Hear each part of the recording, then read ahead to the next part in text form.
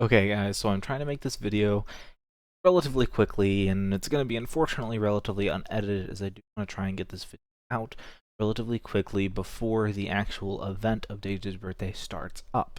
So, with that being said, we're going to get into the actual look at the Legion Doom Knight rework tester class. So this is Legion Doom Knight after being redone and sort of updated for what Artix Entertainment has said a post-server rewrite world. They want to make it better. They want to try and make it relevant post-server rewrite, and that's honorable. That's good. Trying to rework some of these classes that maybe are aging a little bit to try and keep them relevant. That's fine. That's admirable. Unfortunately, this kind of missed the ball, as this class has pretty bad health and mana regen. And its health regen is not awful, but it's not great, especially compared to many other soloing classes. Its its healing is not on par with many of them, and that's kind of sad. That's disappointing. So let's get into the actual skills and abilities of the class before we talk more about my opinions on it. So the class's first ability is Touch of Doom, 15 mana, 4-second cooldown, which is relatively standard for a stacking ability, and this is basically a mini commandment. It reduces your opponent's hit, it reduces your opponent's damage by 3%, and increases your damage by 3%, stacking up to 15 times, and this effect lasts for 15 seconds. That's not bad. It's a pretty good effect. It's a pretty good buff, pretty good stack. It takes a while to get going. It does take a long time to get going, which is unfortunate because it means that early on in boss fights or in PvP, you're relatively weak, unfortunately. So that's sad, but if you can get there, once you can get there and can get fully stacked, you're putting out some reasonable damage numbers and reducing your damage incoming by a pretty good amount. Your second ability is Soul Siphon, and this is really the big sort of blemish on the class. 25 mana, 5-second cooldown. So relatively high mana cost for a heal, and this is a heal. Average cooldown for a heal, it's definitely on the lower end, so it is meant to be spammable as a heal, and that's fine. Sort of more along the lines of like Void High Lord's heal, rather than like Arc Paladin's heal. Using the ability deals damage to the target. Not a lot of damage, but it does do some damage. Not crazy damage. You're not going to be critting for like 4k with this, but it deals damage and then heals you based on the percentage of the damage dealt. We don't know how much that is. We don't know what the percentage is, and the heal increase is increased the lower health you get. So the lower health you get, the more this will heal you, kind of reminiscent of Scarlet Sorceress. Unfortunately, this ability can miss. This ability doesn't have that can't miss, can't crit clause, or the can't miss clause, which is really bad. That if you guys ever played with Glacial Berserker before it got changed, or some of these other classes that have leeches before they got changed, many of them have been changed now. There still are a few that exist that have gone unchanged. Things like Scarlet Sorceress, even like that fourth ability always hits. It can't miss for a reason, and if you've used any of those, you know that missing your heal, having your heal be based on dealing damage, is really irritating, because it means if you're fighting against things like an Archpally, that can reduce its damage intake very highly, or if you're playing against a dodge class in PvP, and they manage to dodge your heal, that sucks. If you're just doing a PvE fight, and the boss happens to dodge or you miss your ability, then you lose out on a lot of healing and you risk dying because of that. And especially considering this heal is very weak. That sort of the most I've ever seen this heal for is a little bit over 400 damage, and that was when I was pretty low health. So, unfortunately overall, the heal on this class is pretty weak. It can miss, it's on a relatively high mana cost, especially for a heal that is this spammable, that the spell is clearly designed to be spammed to try and keep yourself alive, but the mana cost doesn't reflect that, and so this ability is not amazing. So, third ability, Legion Dark Blast, 20 mana, 6-second cooldown, deals damage to the target and applies Torment to them for 5 seconds. It reduces their hit chance and haste by an amount for 5 seconds. Unfortunately, we don't know the amount, and testing that is really difficult. testing hit chance and haste reduction is actually pretty tough to do. It really only can be done in PvP, and it's the kind of thing that needs more time than what we have with the class, that unfortunately the class is going to be basically irrelevant. The testing version, at least, will be irrelevant in the next day or so. And I just did not have the time to properly do that testing before making this video, as I want to get this video out the same day that the class came out, so that you get your guys' opinion on that, and hopefully get that voice out there so maybe somebody at AE could see it. So while I don't know what the hit chance and haste reduction is on this, I do like the debuffs, as they are both helpful in tanking to try and reduce the boss's damage, as haste reduction does slow the boss's attack speed, helping you to take less damage, and the hit chance reduction is a pseudo dodge effect, helping you to take less damage again, and both of those effects are useful in PvP as well if you're going to try and PvP with this class. I think the mana cost and damage and mana are all pretty fair for this ability. I think this ability is relatively okay overall, and is probably the best ability that this class has at the time. It's also the most damaging ability that this class has. I've seen it crit for almost 4.5 to 5k once you get fully stacked on your 2. So this is worth putting out respectable damage on top of that. Your 5, Imminent Doom, 30 mana, 16-second cooldown. The ability description here says that it does large damage and there's huge DOT. It's not that much. It's pretty disappointing, honestly. I can show you guys here. 1600 up front, and the DOT is going to be something like 100. It's not that crazy. Yes, it will increase as you increase your damage output just straight up by using your second ability, and that's nice, but I wouldn't call it huge damage by any means. That it's pretty good. You're going to be looking at probably close to 3k damage normally, and then once you're fully stacked, probably looking at closer to 4k damage with this, 5k damage total after the DOT applies, which is fine, but especially when you compare it to something like Lightcaster's 5th ability, it's nowhere in the ballpark. Much higher cooldown, much higher mana cost than that ability, and is nowhere near the potential damage output. It does have a decay. This ability does have a decay on it, which is good. Having a decay is always relevant. I always sort of am somebody who, I guess, prioritizes decay higher than many other people, as having decays to help balance out both PvE and to help mess with bosses, because several bosses in the game have healing effects, and post-server rewrite, AE has said that they want to start giving more mechanics to enemies and bosses.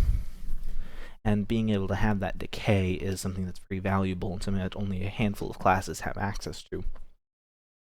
So I definitely think that the decay is relevant, but is it worth it to kind of nerf the damage and neuter this ability quite so much? I don't think so. The ability also says that it gives a small hit chance buff for 8 seconds. I don't actually know how big that hit chance buff is, again, as I don't have the time before this video to do thousands of hit chance tests to try and figure out what the actual hit chance is on this ability. I'm not sure, but hopefully it's enough to put you over 100%. And it also might not even be necessary anyway. I'm not exactly sure how the hit chance formula works, how the dodge and hit chance formula works. It's a little bit of a weird thing. Some friends of mine have tried to work it out, but you always still seem to kind of miss sometimes. It's strange. But yeah, the hit chance buff maybe adds a little bit of mana, maybe a second of extra cooldown onto it to sort of compensate for that buff, but I think that the buff is kind of unnecessary. Maybe it's just something they tacked on at the end there, but it seems a little bit silly, me personally. But with that said, on the abilities, let's get into the passives. You have Dage's Favor, 10% more damage dealt from all sources, and 10% haste. This is good. Increased damage from both of the halves of this passive are great. This is just straight up damage increase overall. Unfortunately, giving you higher haste is good and bad. It means that people who are not very well versed with this class and are not patient are going to tend to spam themselves out of mana, as the class's cooldowns are relatively low, considering on the first 3 abilities, and of course your 5th ability has the higher cooldown. But your first 3 abilities have relatively low cooldowns, meaning that once you get haste buffs applied, you're going to have a pretty low cooldown here, really being able to spam your abilities at a pretty quick rate, running yourself out of mana if you're not careful, meaning that somebody who doesn't know what they're doing, who's just kind of AFK fighting, is going to run themselves out of mana very easily, and that is something to be concerned about, and it is something to notice when you're using this class, that you can't just spam your abilities on cooldown. as you will run yourself out of mana. So it is a DPS increase overall, but I don't know, the haste buff is good and is definitely good in the hands of a good player, somebody who's paying attention, but somebody who's going to spam their buttons mindlessly, it actually is a bad thing. But never a bad thing, really, just something that takes a little bit of practice. Second passive, Strength of Legion, 10% crit chance and 5% to hit chance. This is kind of the weaker passive. That 10% crit chance is really nothing too crazy to write home about. Unfortunately, this class after the change doesn't rely on crits anymore. Well, you do rely on crits, but AE doesn't want you to rely on crits. AE wants this class to run hybrid or fighter, to have a lot of its damage not be based on crits anymore, which is weird when they put extra crit chance in the passive. I actually, because I know that I didn't mention it, am using hybrid on my class, and then everything else is luck. And I basically had to run luck. After doing some tests, I was kind of forced to run luck. So because I wasn't able to survive, that I was running out of mana because I wasn't getting crits. Like, hybrid has no crit on it at all. Hybrid has no luck on it. And when you're running full hybrid, you just don't crit. And because of that, you don't generate mana. And then because of that, you can't use your abilities. Because of that, you can't heal, and then you die. And so you have to run some level of luck simply to help generate some mana back so that you can continue to use your abilities in an extended fight. In PvP, it's not such a big deal, as the fight tends to go short enough that you're not going to be getting through multiple rotations of your abilities and really running out of mana in the same way that you would in a soloing fight. However, in soloing, or when you're trying to like rank up the class like I was and like many people were, when you're just trying to go from mob to mob to mob to mob or in a longer fight, you will run out of mana unless you're running luck, and that is a bit of a downside to this class. I'm not exactly sure why this crit chance is here. And also the hit chance, it seems relatively redundant when you have the hit chance buff on the Imminent Doom, and the fact that you are relatively close to hit chance cap already.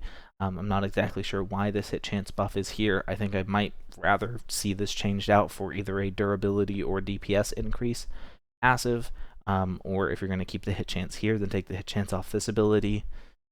But whatever. With that being said, we're going to go to the rank 10 passive.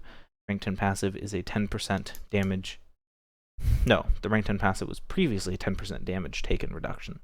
The previous rank 10 passive on old LDK was a 10% damage reduction and has been changed to 8% damage reduction and 8% endurance boost, which is awesome. I actually commend this change, as it gives the class more effective health, as well as maintaining that extra damage reduction to help it survive against some of the more difficult bosses. So I definitely am a fan of that change to the rank 10 passive. So overall, I think you guys may have sort of figured out what I think of this class. I think it's relatively mediocre. It's okay. It's nothing crazy. It's nothing mind-blowing. It's not bad. It's not like Glacial Berserker. Glacial Berserker was pretty awful, and required several buffs and a lot of changes to it, and was a very strange class. It's not like Lightcaster, where Lightcaster came out the gate super, super broken. They even went and buffed it for reasons. But this class is not bad. But it's also not very good. The heal is mediocre. It's mana intensive. It really can't do anything if you don't have full luck. If you don't have full luck, this class really struggles. I really hope that they make some changes to it. I don't 100% know what changes need to be made to it, as this class is designed to be used post-server rewrite, and unfortunately we don't have access to the finished server rewrite. So I can't tell you what kind of things we need to be working for and what kind of changes need to be done to help it post-server rewrite, because we just don't have access to those numbers. But as you guys can see, I'm getting pretty stacked up here, and my damage numbers are not great, but they're also not bad. Like, I'm hitting for like 500, 600, maybe a few thousand here and there, but these damage numbers are nothing ludicrous with the exception of my 4. Your 4th ability does pretty bonkers amounts of damage, but that's about it.